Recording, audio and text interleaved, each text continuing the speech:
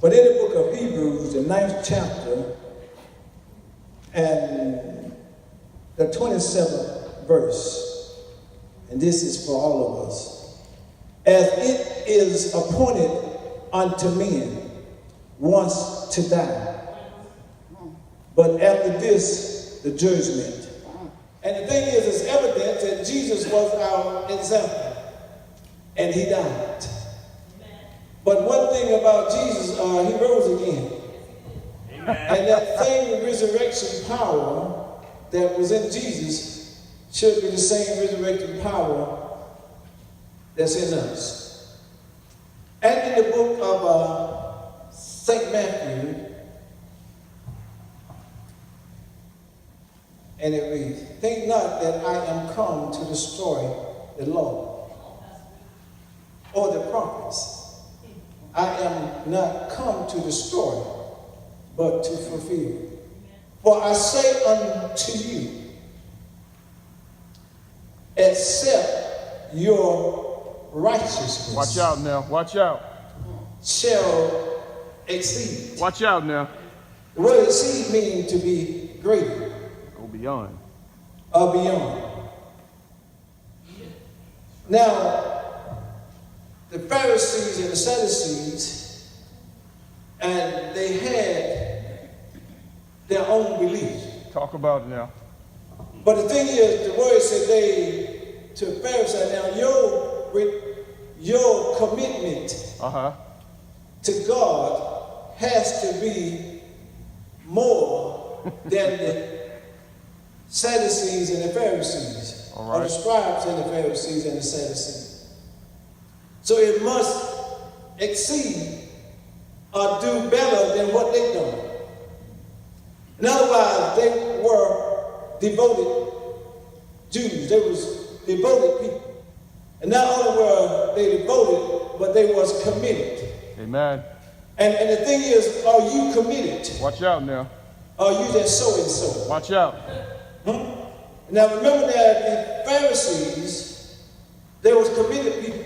And they strongly believed in what they believed in. That's right. Otherwise, the Pharisees, they had a good reputation. That they was a good, for example, to paraphrase it, that they were a good church goer. And one thing about, amen, the Pharisees, that's why I tell people when you ask to pray over the food at a dinner, don't bring a sermon, just pray over the food. Because if you bring a sermon, that means you're no greater than the Pharisees. Because the Pharisees, amen, love being seen and love being heard. Of men. And so if you love being seen and love being heard, so you're no greater than the Pharisees. They had a form of God because they were religious. And so, but I'm saying this to say this, that if your religion don't exceed what the Pharisees done, then you're in the same situation that they're in. And the word says, you shall not enter the kingdom. It's tight. Of God. It said, match what the Pharisees done. It said, exceed, go beyond what they done. It's amazing your righteousness depends on what you know about God. Amen. You might know the word, but you don't know the spirit part behind the word. And so these are the things, amen, that we are dealing with. And so we must be able to deal with warfare. So we are having warfare, and we are not even aware of what it is. And the only thing that we can say is the devil. We are aware that it's the devil, but you're in a warfare. What warfare are you in? And depending on what warfare you're in, how you going to fight this warfare?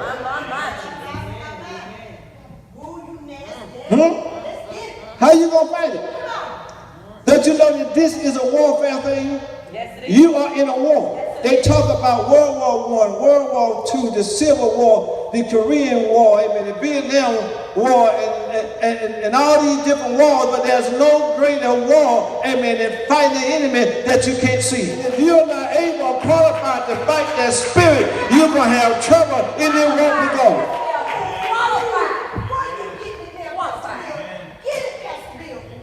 See, this walk is more than talk. It's more than talk. You got to get back there where the enemy is. So we are fighting the enemy who we can see. And the thing is not knowing if we fight him that we can see, amen, chances are the same enemy that's fighting him is fighting you. Because see, when you deal with sinners and don't know how to fight warfare, you got issues. And chances are you can end up in the same situation. So it's a must that we fight and learn how to fight warfare. It ain't who you fight, you're right. It's what you fight. You got to know, amen, what's behind the curtain. It's all spiritual. And if you don't know nothing about the spirit, you don't know nothing about this fight. So it's important. See, we can talk like we know something about the spirit. But the life that you live, it ought to speak for you. See, but the thing is that we have forgotten, if we don't fight the warfare, you lose. You snooze, you lose. The devil come and rob, to kill, and to destroy. So he want to kill you. Even your little sickness. Behind that sickness, there's a spirit. 16th chapter and the 19th verse. There was a certain man, certain rich man. Not just anybody. So it's not just any man. It wasn't a man that's a rich man. But this was a certain rich man. And so, amen, when you come to God, you become a certain person. You become a different person. Or you should be. Amen. And there was a certain beggar named Lazarus. It's amazing.